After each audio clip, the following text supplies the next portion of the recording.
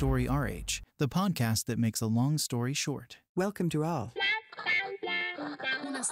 History is made of stories. In this episode, we'll be talking about how HR departments can actively shape the company's strategy. Although many professionals would like human resources to play a more strategic role, HR departments are often limited to just rolling out an HR variation of the organization's overall strategy after it has been drawn up. But HR departments have a proactive role to play, particularly in dealing with the human implications of organizational transformation. But they first need to evolve. You can't just say you want it. You need to be in a position to do it. So, how should HR departments manage that change to effectively contribute to the success of these transformations? What's the story? First of all, HR departments need more of a presence in shaping corporate culture. Transformation is primarily a cultural challenge, even though, most of the time, that boils down to a basic description and affirmation of cookie-cutter values. You can't transform a company just by promoting a standard list of values. HR departments need to work on what the company stands for, on its challenges, and on the best way to bring about necessary changes in both individual and collective conduct within the company. I totally agree. You can't just come up with a generic code of conduct. You also have to think about the characteristics the workforce as a whole should combine to grow the business.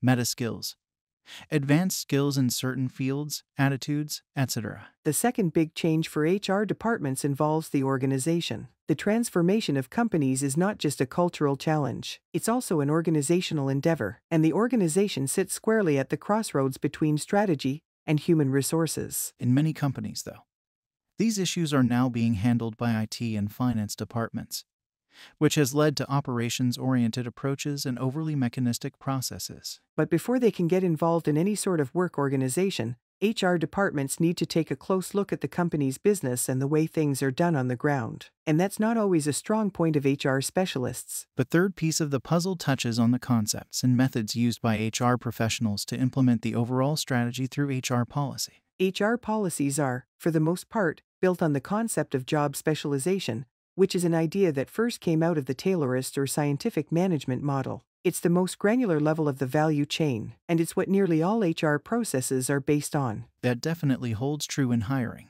job grading, wage policy, strategic workforce planning, and talent management. The trouble is, relying too much on a single concept causes problems when it comes to pursuing a transformation aimed at boosting agility. We need to come up with other concepts that will let us build sustainable HR practices that combine the need for job-specific management to optimize resources with talent management and collective intelligence to make the organization more agile. The fourth and final aspect of human resources that needs a refresh is the way HR can help build the company's strategy from the ground up, instead of implementing it after the fact. That proactive approach covers three HR capabilities. The first is the ability of HR departments to understand their ecosystem, anticipate new developments, and adapt their own practices to make them more effective. Next comes the ability to help the company spot, interpret, and understand the human implications of any likely changes in its environment. Last is the ability to actively craft the overall strategy in each of these areas,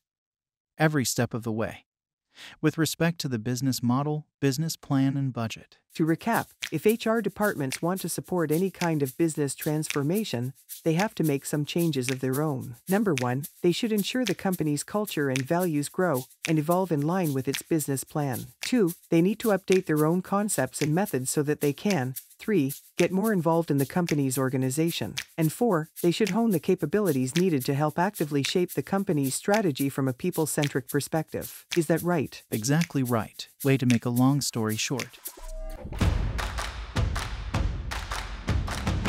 Story RH, the podcast that makes a long story short.